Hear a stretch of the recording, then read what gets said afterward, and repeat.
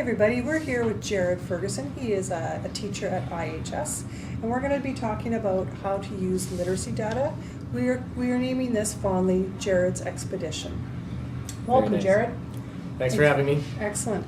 So I just want to talk a little bit about data to start, and have you kind of help us understand how you get into data and where you find data in your school. Okay? Perfect. So tell me, where do you find data, or where do you get your literacy data for your students? For data that's stored, you want to go into your PowerSchool, and you can access it through the backpack. So when you access a certain class of students or a certain student, you can access it through the backpack, and at the top of your drop-down, you can access reading data from there, and that will be previously stored data and everything that you have entered in or your administrator has entered in for you. Great, great. So what other kinds of data would you consider besides your data in PowerSchool via dossier, right? Right. What else do you look at when you're looking for literacy data? Also, the data from any level A testing that I have. If you've tested any level A's, or you have data from level C's, then you can use that to inform what you're going to be teaching or helping out with literacy. Where do you find that data in your school? I find it with the literacy specialist. Mrs. Fulton has read data for me, and any data that I've personally recorded from level A's, I also keep that through Jerry John's testing, or if whatever literacy testing that your school is comfortable with, Fontes Pinnell. Does that make sense? Yeah, absolutely. So when you say the red testing, so let's say that it's September, because it's not September, it's February, but it's September, and your grade 9s are brand new to you in your building. So you've gone into your backpack through PowerSchool to look to see what was there from last year, right? But you mentioned something that you had to get from Nikki, which was the red data. Tell me about that. So the red data that we've received would be further in-depth analysis of where skills that you need to focus on to catch the student up. Who does that come from?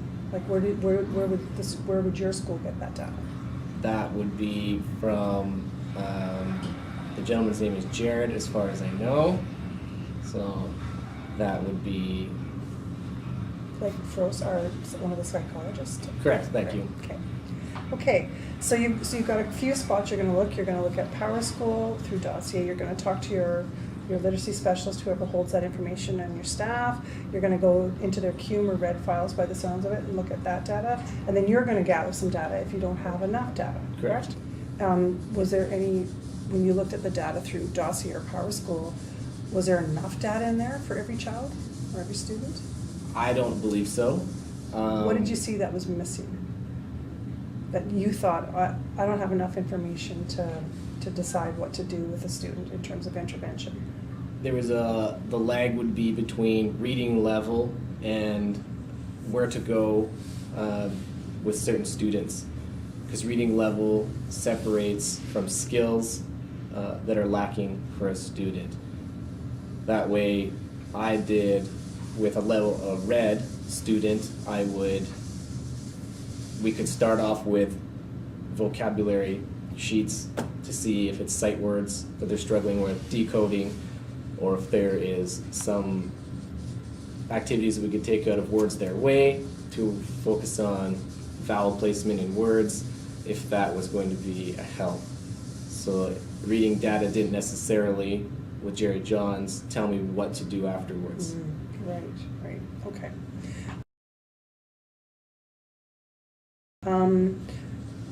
Sounds like you kind of had the bulk of this work on your desk. Who else helps you with your literacy intervention in your school? Specifically, Nikki Fulton, and I work with her and monitor progress with students throughout the year in other classes. And Nikki's role is? The literacy coordinator, and also Caitlin Jepson, who's helping me build literacy program in our school, any activities that we can hand out for teachers to share with, and more specific activities that we can do with students. Okay. Okay. When you saw your data at the beginning of the year, did you have students that didn't have any data? Definitely. Some students that didn't have any data, or there was data that I didn't have access to at first, so then that's when I would talk to Mrs. Fulton, and we could find that data to know where a starting ground would be. Okay. And if there wasn't any data available? Then I would start off with what we've been given through the literate discussion, reading framework, Words Their Way, Jerry Johns, or whatever literacy outline that you use with your school. Okay. And then in your cycle of assessment, literacy assessment in your building, what does that look like? How often do your kids get assessed, and who gets assessed? At the beginning of the year, it was focused on reds and yellows to get them out of the way, and then we wanted to test everyone. Last year we got everyone in the school tested, and this year it would be, now that we have reds and yellows done, then you can focus on anything else after that, specifically with level A's. So other than that, if there's a program set up for a student who needs more intervention, more intense intervention, I meet with students. We've made time in our schedule where I have literacy time to work with certain individual students or groups of students. Great. Okay. So we're going to now dig into your data and do some mining. Okay? Perfect.